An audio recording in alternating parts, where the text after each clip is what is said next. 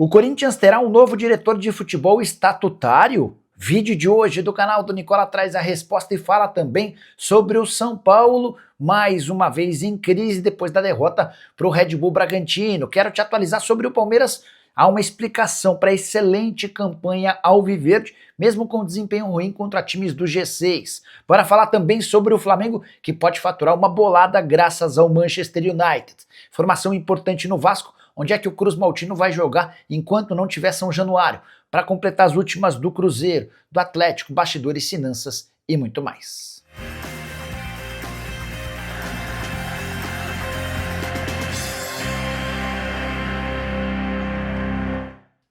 Fala aí pessoal, sou Jorge Nicola, bem-vindos a mais um vídeo do canal, sempre bom ter vocês por aqui sem perder tempo. Pedir para deixar like, se inscrever no canal e ativar as notificações, assim você é avisado toda vez que pintar vídeo novo, beleza? Bora começar o vídeo com aquele palpitão do Nicola, momento em que eu dou sugestões de jogos do dia. Nesse domingo, minha múltipla depende de 3 resultados: da vitória do Cruzeiro ou do empate contra o Fluminense, da vitória do Flamengo contra o Santos e da vitória do Palmeiras ou do empate contra o Mirassol. Os 3 líderes do campeonato precisam pelo menos vencer ou empatar. A cotação ficou bem legal com essa sequência de 3 jogos. A gente tem uma odd de 2,14 para pegar esse bilhete prontinho para você fazer sua fezinha. É só clicar no link que está no comentário fixo, clica, faz seu cadastro na mais antiga parceira do canal do Nicola e automaticamente o bilhete já aparece pronto para você escolher qual valor fazer a sua fezinha. Combinado? Agora sim, para começar o vídeo com aquele tradicional giro de notícias para contar que Vitor Reis, ex-zagueiro do Palmeiras, só levou um drible nos 11 jogos que fez no Campeonato Espanhol com a camisa do Girona. Atleta que pertence ao Manchester City, tem sido bastante elogiado pela imprensa espanhola. Já Rodrigo Dourado, ex-internacional e campeão olímpico com a seleção brasileira, acaba de assinar um contrato de 3 temporadas com um time chamado Barra, que acaba de subir da 4ª para a 3ª divisão do futebol brasileiro. O fato de ter família em Itapema acabou ajudando na decisão do Dourado. Para completar o giro de notícias, contar que o Vitória vai comprar Lucas Halter, zagueiro que pertence ao Botafogo, está emprestado e vive grande fase com a camisa do Vitória, operação de $1.300.000 ou 7 milhões de reais. Bora falar agora sobre o Galo, que terá mais torcida na final da Sul-Americana do que o Cruzeiro na temporada passada. Você lembra que o Cruzeiro acabou derrotado pelo Racing na decisão da Sula. Na oportunidade, 6.708 torcedores do Cruzeiro estiveram no estádio. Pois bem, em apenas 4 horas, o Galo conseguiu vender mais de 10 mil ingressos para seus torcedores. O setor exclusivo para torcedores do Galo já não existe mais. A Conmebol vai disponibilizar novos lotes, categoria 2, onde torcedores de Atlético e Lanús vão ter de conviver juntos. Expectativa de presença gigante de torcedores do Atlético, decisão marcada para 22 de novembro em Assunção, no Paraguai. Importante registrar que desses mais de 10 mil ingressos vendidos para torcedores do Galo, 2 mil foram cedidos pela patrocinadora Master e pelo Atlético em relação a outros parceiros. 1.000 ingressos para torcidas organizadas e outros 1.000 para torcedores do Galo mais assíduos no programa sócio-torcedor. A saideira sobre o Clube Atlético Mineiro. Sampaoli, em sua segunda passagem pelo Galo, já tem 17 partidas, com 7 vitórias, 6 empates e 4 derrotas.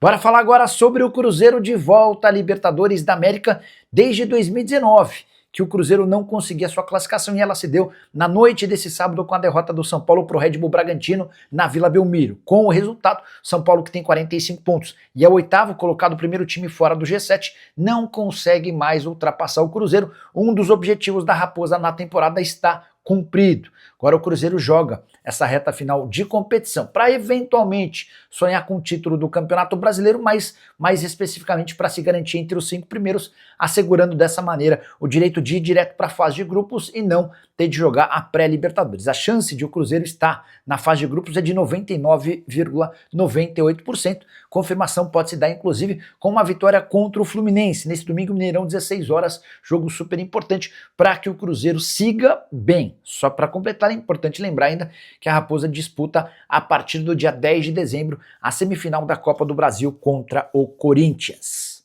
Hora de falar sobre o Vasco. O Cruz Maltino já definiu onde vai jogar enquanto não tiver São Januário. Você sabe que o estádio Cruz Maltino vai passar por uma série de obras, melhorias, uma grande reforma para que se torne um estádio super novo. Existe a possibilidade de o Vasco não contar com o seu estádio por cerca de 3 anos. E já há uma definição em relação ao estádio que vai receber o Vasco durante esse período. Durante a transmissão de Vasco e Juventude nesse sábado, Gustavo Villani, narrador da TV Globo, afirmou que o Vasco vai jogar esses 3 anos no Newton Santos, estádio do Botafogo que tem gramado sintético. Dentro de campo a coisa não funcionou bem para o Vasco. Nesse sábado, derrota por 3-1 pro Juventude. O curioso é que o Vasco sai na frente, toma o gol do empate, a virada e no finalzinho o 3-1. Terceira derrota seguida do Vasco, que fez apenas um gol nessa sequência e levou 8. E o que mais chama a atenção é que o Vasco, antes dessas 3 derrotas, vinha de 4 vitórias consecutivas num viagem alta, causando excelente impressão no torcedor. Depois da derrota para o Juventude, o presidente Pedrinho esteve no vestiário para dar uma bronca forte nos atletas, cobrando mais desempenho.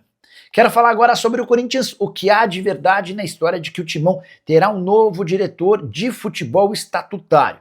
Há uma pressão grande de conselheiros e diretores mais próximos do presidente Osmar Stabile para que ele tenha uma figura de um diretor acima do Fabinho Soldado tocando o departamento de futebol.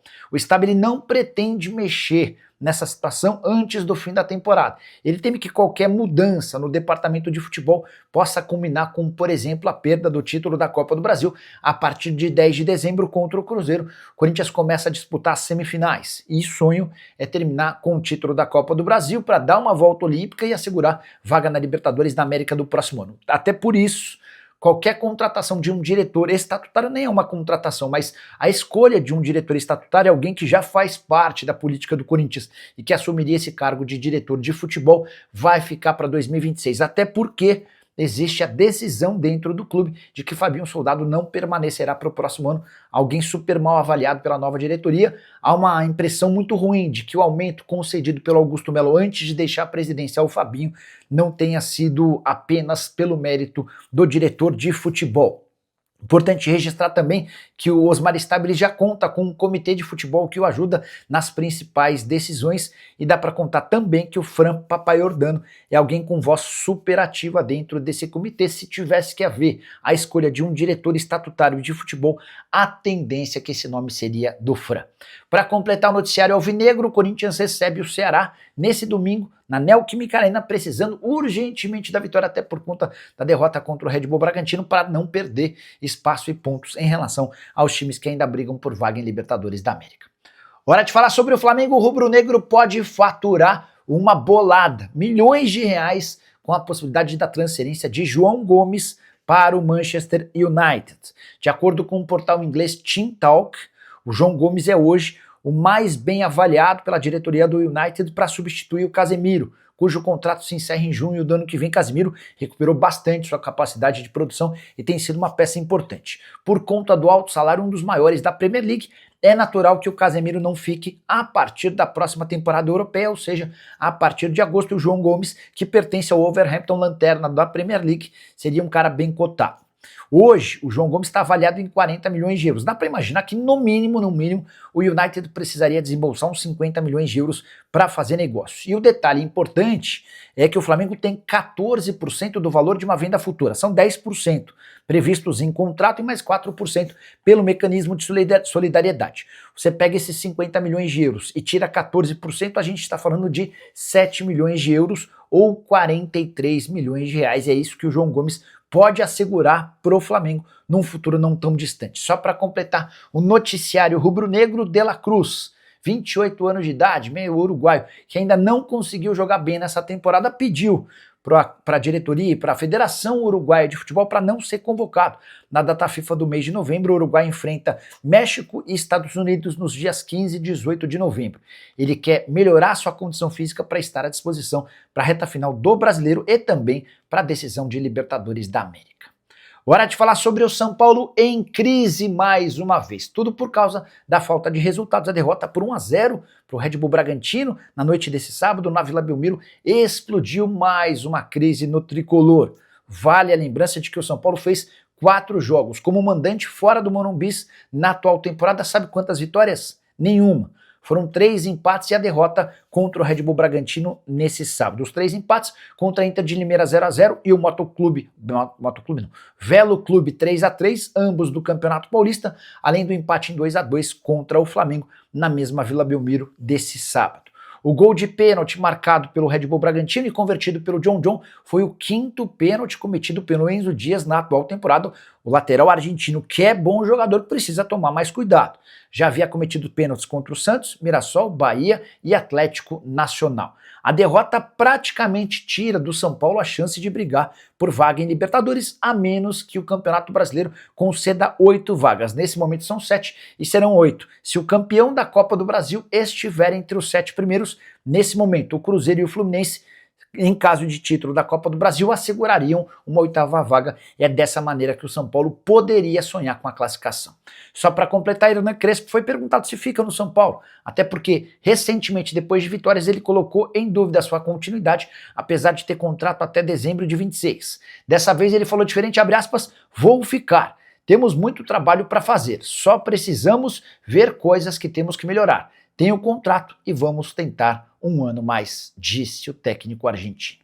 Hora de falar sobre o Palmeiras para te explicar por que o Verdão, que vai tão mal nos confrontos contra os times do G6, é líder absoluto do Campeonato Brasileiro e o grande favorito ao título. O Palmeiras só venceu um confronto dos jogos contra os 6 primeiros colocados, vitória contra o Botafogo. E nesse domingo mais um duelo agora contra o Mirassol em Mirassol. Mas se vai mal nos confrontos contra o G6, o Palmeiras vai bem demais contra todos os outros 14 times que integram o Campeonato Brasileiro.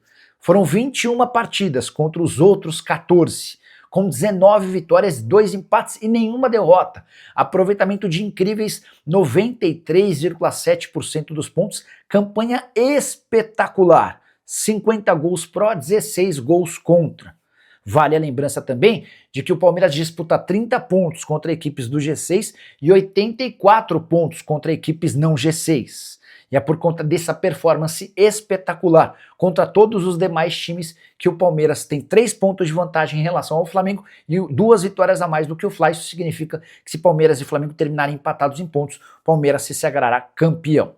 Só para completar, até o fim do campeonato são mais 7 jogos. Além do Mirassol, o Palmeiras pega outro time do G6, o Fluminense na penúltima rodada. Todos os outros 5 confrontos contra equipes que não fazem parte do G6, contra quem o Palmeiras deita e rola. Duelos contra Santos, Vitória, Grêmio, Atlético Mineiro e Ceará. E você? Já dá para cravar o Palmeiras campeão brasileiro? Use o espaço para comentário e registre a sua opinião. Beleza? Bora que tem mais. Tchau, tchau.